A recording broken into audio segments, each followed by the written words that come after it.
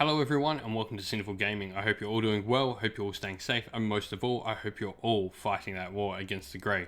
Today we have a Black Library review for you, and we are going to be reviewing Beastgrave by CL Werner from Black Library, a Warhammer Age of Sigmar novel. So let's start off by setting the scene for Beastgrave.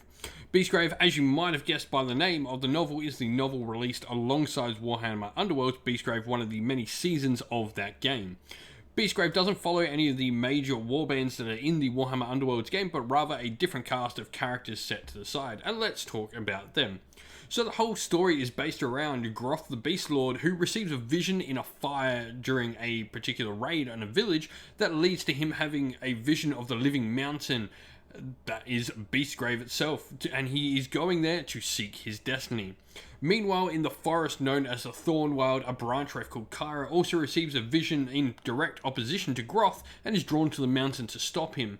Their two visions throughout the story just sort of oppose one another, and their stories will eventually intertwine deep within the book and come to a fantastic conclusion.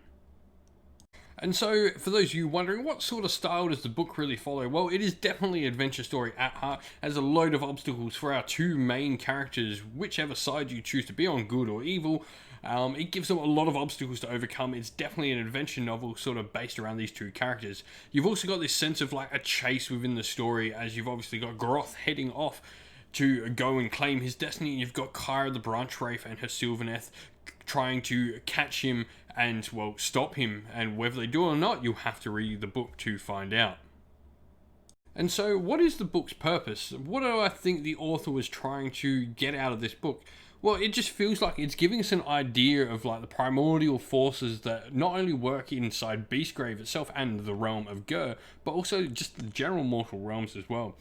It's really hard to sort of gather how powerful and how mighty these realms are in their very self. They are magical at their very core.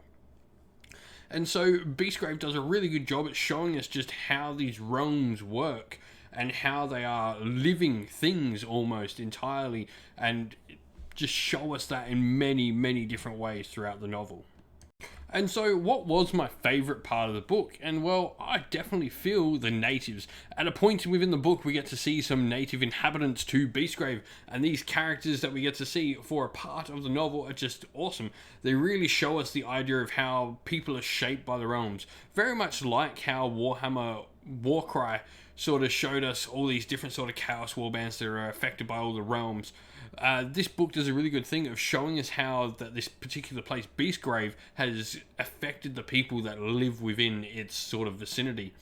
This is definitely my favourite part of the book. I love getting this sort of look into the mortal realms and just the sort of base humans that live outside of city walls in the mortal realms. If there's one thing I had to pick about the book that would be my least favourite part, it's maybe that the adversaries just appear. There's very little sort of progression from an adversary like existing to fighting our main two parties. I feel maybe a few extra pages in there of just like some tiny bit of backstory on our characters, on how they were in Beastgrave or before Beastgrave and all that sort of stuff as we encounter these problems throughout the novel. Maybe just a little bit of backstory onto all of those would make those fights that little bit more impactful. I feel that is the only thing I really think is missing from an otherwise fantastic book. And so let's talk a little bit about our main character. I guess the book at its core, it really has two main characters, but if I've got to pick one to sort of talk about, it's definitely Kyra, who we sort of see the progression of a lot more throughout the story. Groth is definitely a main character within the book, but he's definitely not the main character. It is definitely Kyra who is the main driving force within the book. Groth is sort of leaving this trail that Kyra is following, and while Groth has his vision, and we don't really get a look into what he actually knows. It's really quite interesting how you see all the stuff from Groth's point of view, that he's not telling you, but you know that he knows what's coming in certain parts from his vision. Kyra, on the other hand, her vision is a lot more loose, a lot more fragmented. She knows sort of what happens at the end. She has this vision of what is going to happen and what she needs to stop, but she hasn't got this sort of all-seeing vision that Groth gets, and it makes her that much more interesting character to follow throughout the book. And as such, there really is the one that is getting pushed as the main character. Throughout the book, we see a bunch of different changes, but Kyra as a character, she's not actually from the Thornwell. She's a Sylvaneth whose own home was destroyed, and she's now come to this new home and is now wanting to save the home that has taken her in. She's like that child brought into a family from nothing that wants to give everything back to repay her newfound family.